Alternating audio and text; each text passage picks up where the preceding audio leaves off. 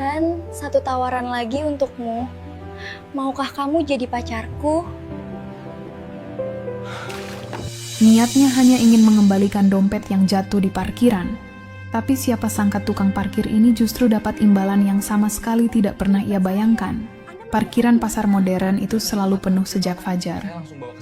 Dan pagi itu, sebelum matahari benar-benar menyembul, Anwar sudah berdiri di sana.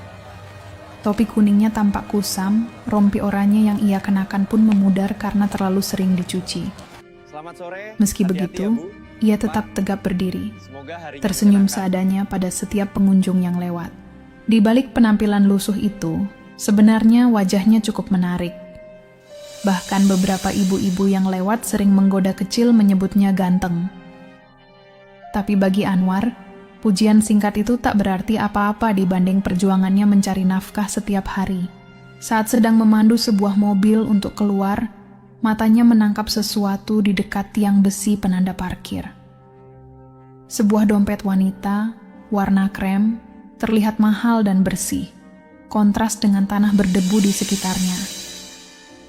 Anwar menunduk, mengambilnya, dan tanpa sadar memeriksa isinya. Tidak ada uang sama sekali. Hanya beberapa kartu dan satu KTP berisi foto seorang perempuan muda, wajahnya cantik, usia 22 tahun. Nama tertulis jelas, Vina Amanda. Cantik juga orangnya, gumamnya pelan. Biasanya, orang yang kehilangan dompet akan langsung mencari ke parkiran. Tapi 1 jam berlalu, 2 jam berlalu, tak ada satupun wanita yang datang. Anwar kembali menatap KTP itu, menimbang-nimbang. Jangan-jangan dia belum sadar dompetnya jatuh, atau sudah pulang. Sebagai tukang parkir, ia sering menemukan barang pengunjung. Tapi baru kali ini menemukan dompet mahal tanpa uang sepeser pun. Ada rasa janggal. Namun dorongan iseng, bercampur harapan kecil akan mendapatkan ucapan terima kasih, atau mungkin sedikit rezeki, muncul dalam benaknya. Menjelang siang, ia memutuskan. Dompet itu harus dikembalikan langsung. Tidak aman jika hanya dititipkan. Dan jujur saja, ia penasaran dengan sosok cantik di KTP itu. Ia melepas rompinya sebentar, merapikan rambut hitam yang acak-acakan, lalu mengendarai motor tuanya. Alamat yang tertulis berada jauh, di kawasan rumah-rumah mewah. Ketika motornya berhenti di depan rumah besar berwarna putih gading, berpagar tinggi, dengan halaman luas, Anwar tertegun. Ia menelan ludah. "Edan, orang kaya banget," ujarnya lirih. Dengan sedikit gugup, ia menekan bel. Bunyi bel menggema di halaman yang sepi. Anwar berdiri kikuk, berusaha menjaga sikap, walaupun kaos birunya pudar dan celana hitamnya penuh debu. Ia menarik napas panjang, menekan rasa minder. Suara pintu utama terbuka. Klik, handle berputar. Lalu muncullah seorang wanita dengan rambut coklat sebahu, kulit putih bersih, tubuh berisi. Penampilannya membuat Anwar terpaku.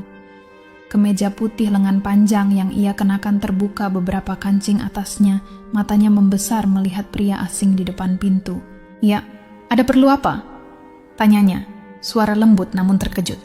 Anwar hampir kehilangan suara. Saya Anwar. Tukang parkir di pasar, Mbak. Saya nemu dompet ini." Ia mengulurkannya, tangan sedikit bergetar. Vina menatap dompet itu, dan ekspresinya berubah panik. "Astaga, itu dompetku. Aku bahkan gak sadar hilang." Ia buru-buru memeriksa isi dompet. Setelah yakin kartu-kartu masih lengkap, ia menatap Anwar dengan mata berbinar. "Kamu baik banget udah nganterin." Anwar hanya tersenyum tipis, berusaha terlihat tenang meski degup jantung tak karuan. "Saya pikir Mbak belum sadar kehilangannya, jadi ya, saya antar langsung, soalnya penting." Vina memandangnya dari atas sampai bawah. Meski tampak sederhana, pria itu punya wajah bersih, hidung mancung, tatapan hangat. Senyumnya tipis tapi terasa tulus. Ada sesuatu yang membuatnya merasa nyaman. "Tunggu sebentar ya, masuk dulu," ujarnya. Belum sempat menolak, Vina sudah membuka pintu lebih lebar. "Hah? Masuk?" Anwar terkejut. Iya, masa jauh-jauh nganter dompet cuma sampai depan pintu? Dengan hati campur aduk antara senang, canggung, dan penasaran, Anwar melangkah masuk. Aroma parfum lembut menyambutnya. Ruang tamu terlihat mewah, sofa abu muda, karpet tebal, suasana harum. Anwar merasa seperti masuk dunia yang berbeda. Vina duduk santai, menyilangkan kaki. Dari sudut manapun penampilannya terlihat memesona. Duduk aja, ujarnya. Anwar duduk canggung, menaruh topi kuning di pangkuan. Makasih, Mbak. Namamu Anwar, tukang parkir di pasar ya? Iya, sudah setahun kerja di situ. Vina mengangguk, lalu sedikit condong ke depan. Jujur ya, kamu itu ganteng. Ia tertawa kecil. Anwar merasa pipinya panas. Makasih. Sesaat hening. Lalu Vina menarik napas panjang. Aku mau cerita sesuatu, tapi jangan kaget. Anwar menelan ludah. Apa itu? Vina menatapnya, ekspresinya jujur. Mungkin terlalu jujur. Aku ini Ani-Ani, simpanan seorang lelaki. Namanya Om Rudi. Rumah ini bukan rumahku. Rumah dia. Dia tinggal sama keluarganya di tempat lain. Kalau dia mau, dia datang ke sini. Kalau enggak, aku sendirian. Kata-kata itu membuat Anwar terdiam. Ia tahu, ia tidak punya hak untuk menilai hidup seseorang. Tapi tetap saja, pernyataan itu terasa seperti tamparan halus pada nuraninya. Vina tersenyum kecut, menatap Anwar dengan mata yang sedikit penuh kesedihan. Ia tahu, orang-orang pasti akan jijik jika mendengar statusnya. Tapi hidupnya tidak mudah. Ia hanya sendiri, dan Om Rudi hanya datang ketika ia ingin sesuatu. Anwar cepat menggeleng. Saya nggak jijik, Mbak. Hidup orang beda-beda. Saya cuma kasihan saja. Kamu kelihatan kesepian. Vina menatapnya lama, seolah jawaban itu adalah sesuatu yang sudah lama ia tunggu. Perlahan, ia meraih dompetnya, mengambil 2 lembar uang 100.000, lalu menyodorkannya. Ini buat kamu. Terima kasih sudah nganterin dompetku. Anwar tersenyum senang. Sifat materainya sedikit muncul. Wah, makasih banyak, Mbak. Tiba-tiba Vina menatapnya dengan serius. Pelan. Kalau kamu mau, aku juga punya tawaran lain. Anwar mengangkat alis. Tawaran apa? Vina mendekat, dan kata-katanya membuat dunia Anwar seolah berhenti sejenak. Jadi pacarku. Anwar terpaku. Tak percaya dengan apa yang baru saja didengarnya. Tatapan Vina jelas, hangat, manja, dan penuh keinginan. Wanita itu duduk lebih dekat, hanya beberapa jengkal dari Anwar. Aroma parfumnya lembut, tapi menusuk dada. Kamu serius? Tanya Anwar lirih, berusaha memahami situasi. Vina mengangguk pelan, sambil memainkan ujung rambutnya. Aku serius. Aku butuh seseorang yang bisa nemenin aku. Terus om-om itu jarang peduli. Bisa 2 minggu sekali, bisa sebulan sekali. Dia cuma butuh aku untuk satu hal. Mata Vina berkaca-kaca, meski ia mencoba menutupi dengan senyum genit. Aku capek hidup begini tanpa kasih sayang. Anwar menunduk, berpikir cepat. Ia tahu status Vina rumit. Ia tahu risiko yang mungkin ada. Tapi di depan matanya ada wanita cantik, manja, kesepian, tinggal di rumah mewah, dan kini menawarkan hubungan. Naluri dan sifat materainya bergulat dengan rasa iba yang tulus. Aku ini cuma tukang parkir, Mbak. Enggak punya apa-apa, gumamnya. Vina menyentuh tangan Anwar. Sentuhan itu membuat jantungnya hampir melompat. Justru itu. Kamu pasti punya banyak waktu untuk aku. Anwar perlahan mengangkat wajahnya, menatap Vina. Kalau kita pacaran, diam-diam ya? Vina mengangguk. Iya, cuma kita berdua yang tahu. Om Rudi nggak boleh tahu. Dan kamu jangan suruh aku putusin dia. Aku nggak bisa. Tapi aku bisa bahagiain kamu selama kamu di sini. Kata-kata itu menggugah sisi praktis dalam diri Anwar. Bahagia, manja, rumah nyaman, dan sedikit uang sebagai ucapan terima kasih. Kesempatan itu terlalu besar untuk dilewatkan. Pelan, kalau begitu aku mau. Akhirnya Anwar menjawab. Vina tersenyum lebar, langsung memeluknya tanpa ragu. Pelukan itu membuat tubuh Anwar kaku, tapi hangatnya menjalar dari dada sampai ke ujung kaki. "Mulai hari ini kamu pacarku," bisik Vina. Sejak hari itu, hidup Anwar berubah drastis. Setiap selesai bekerja, ia langsung menuju rumah Vina. Selama sebulan penuh, hubungan mereka berjalan seperti rahasia manis yang hanya mereka berdua tahu. Vina selalu menyambut dengan senyum genit dan pelukan hangat. Ia sering memasak, memutar musik lembut, dan bercerita tentang hidupnya yang sepi. Anwar pun bercerita tentang kesehariannya di parkiran, hingga mimpi kecilnya punya usaha sendiri. Meski sifat matre dalam dirinya sesekali muncul, Anwar berusaha tidak terlihat memanfaatkan Vina. Namun Vina kerap menyelipkan uang belanja ke saku rompinya, katanya untuk transportasi. Jumlahnya cukup untuk makan 3 hari, dan Anwar hanya tersenyum sambil berterima kasih. Hubungan mereka berjalan mulus, tapi selalu ada ketegangan kecil yang tak bisa dihindari. Bayangan Om Rudi sewaktu-waktu muncul di pikiran mereka. Vina selalu memastikan pintu depan terkunci dan gorden tertutup rapat setiap Anwar datang. "Aku takut kalau dia muncul tiba-tiba," kata Vina suatu sore, memeluk lengan Anwar. Anwar mengangguk. "Kalau begitu kabarin aku dulu sebelum aku kesini." Vina mengusap dada Anwar dengan manja. "Oke deh." Rasa was-was itu seperti bayangan gelap di belakang mereka. Tapi setiap kali bertemu, rasa takut itu tenggelam oleh kehangatan hubungan mereka. Suatu malam, saat Anwar pulang agak terlambat, ia melihat mobil hitam besar melintas menuju rumah Vina. Jantungnya berdegup kencang, takut itu mungkin Om Rudi. Tapi mobil itu hanya melintas dan terus menjauh. Anwar pulang dengan rasa cemas, tapi ia tetap kembali keesokan harinya dan hari-hari berikutnya. Vina semakin lengket, manja, dan membutuhkan kehadirannya. Awalnya Vina hanya merasa sedikit pusing dan mual di pagi hari. Ia kira kecapekan. Tapi ketika mual itu muncul 3 hari berturut-turut, ia mulai curiga. Apalagi tubuhnya terasa lebih sensitif, terutama di bagian tertentu. Suatu siang, saat Anwar baru saja melepas sepatu di teras, Vina tiba-tiba menahan perutnya sambil menunduk. "Aduh," gumamnya pelan. Anwar buru-buru menghampiri. "Kamu sakit?" Vina menggeleng sambil mencoba tersenyum. "Cuman agak mual." Ia duduk di sofa, mengambil napas panjang, sementara Anwar berdiri di sampingnya, khawatir dan penasaran. Beberapa hari terakhir, Anwar terlihat gelisah dan cemas. Ia mengerutkan dahi, menatap Vina yang duduk di sofa. "Kamu masuk angin kali," gumamnya mencoba terdengar santai. Vina diam, tapi tatapannya berubah gelisah. "Anwar, aku telat." Anwar mengerutkan dahi. "Telat bagaimana?" Vina menatapnya dalam-dalam, seolah meminta kepastian sebelum mengucapkan sesuatu yang lebih besar dari rumah itu sendiri. "Aku telat, yang sebulan sekali." Anwar berubah pucat seketika.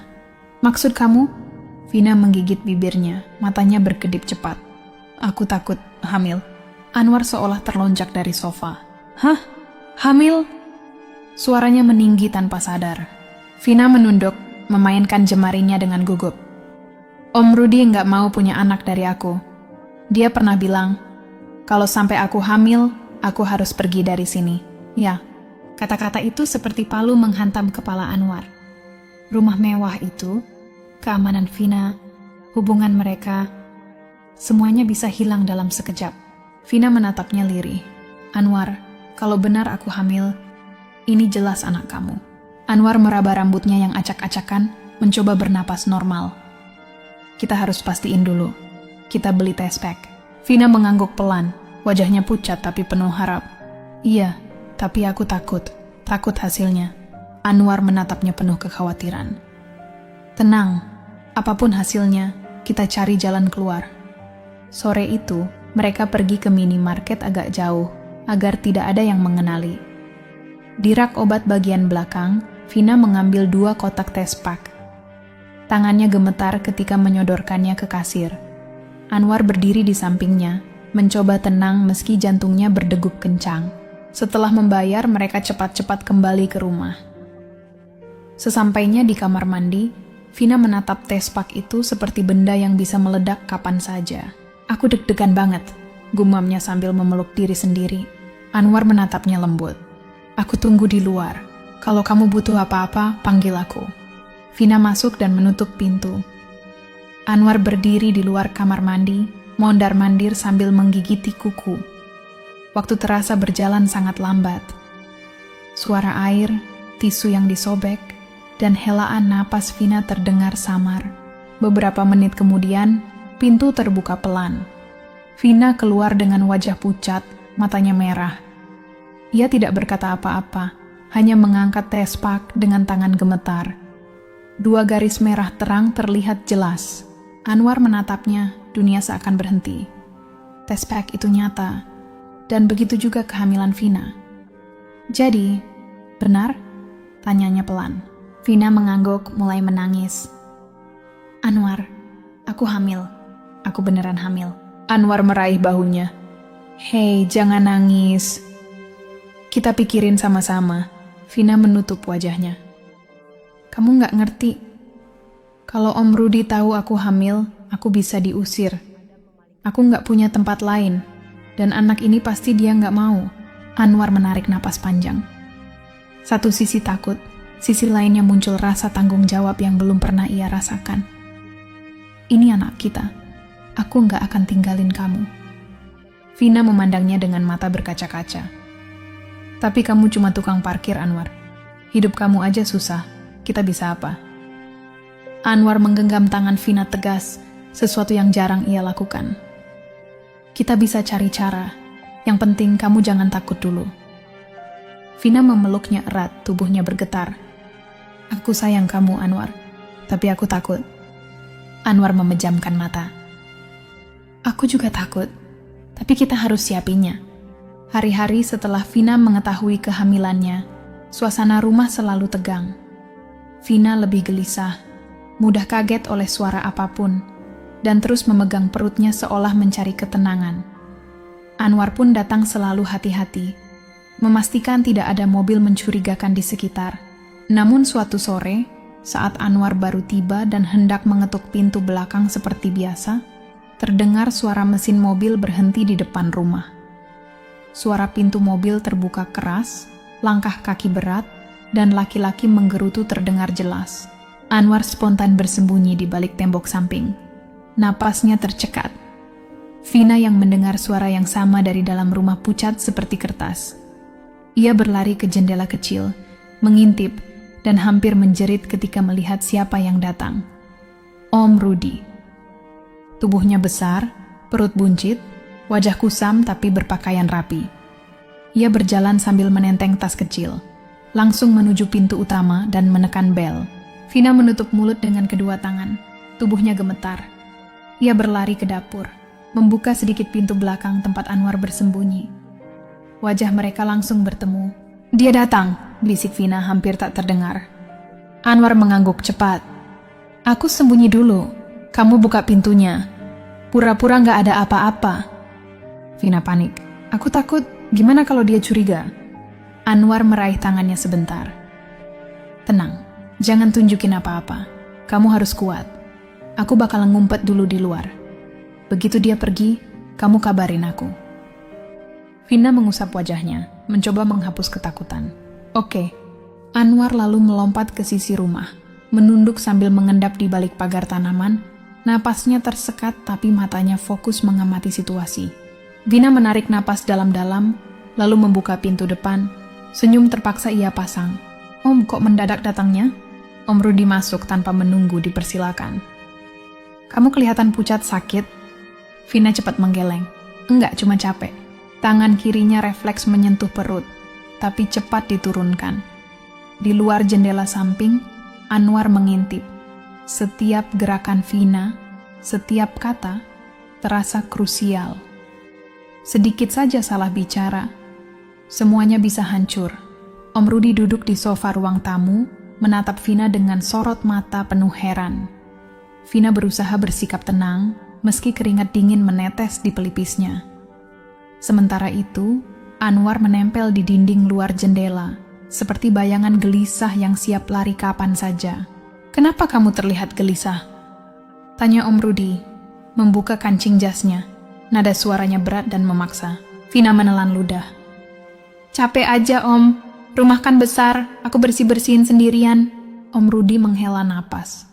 Makanya saya bilang, pakai ART. Saya bisa bayarin. Kamu tinggal pilih. Vina tersenyum lemah. Aku malu om, ribet ngajarin orang lain. Om Rudi menoleh ke sekeliling rumah, mencium aroma yang asing baginya. Rumah ini bau parfum cowok. Ada yang bertamu?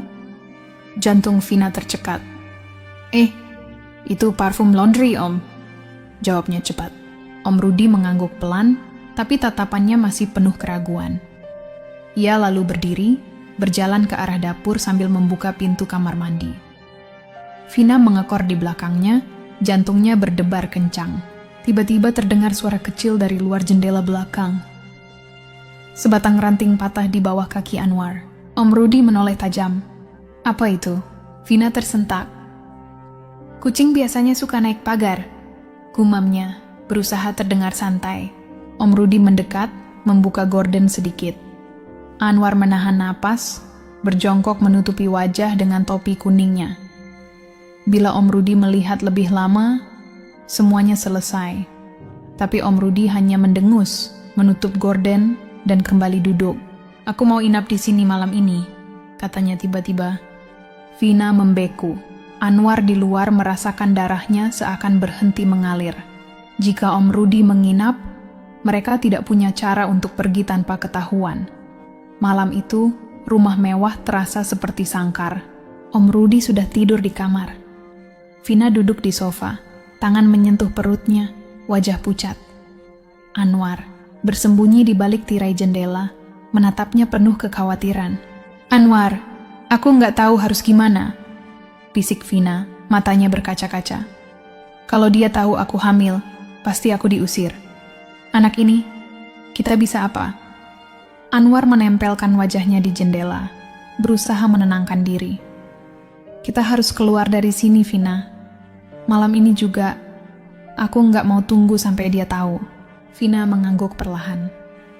Tapi keluar dari rumah ini, artinya kita nggak punya apa-apa lagi. Kamu siap? Anwar menatapnya tajam. Aku nggak peduli. Aku cuma peduli sama kamu dan anak kita. Kita pergi sekarang, bisiknya. Vina menggenggam tangannya erat. Aku takut, Anwar. Aku juga.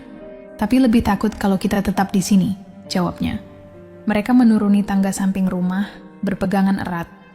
Hujan kecil mulai turun, menutupi jejak kaki mereka.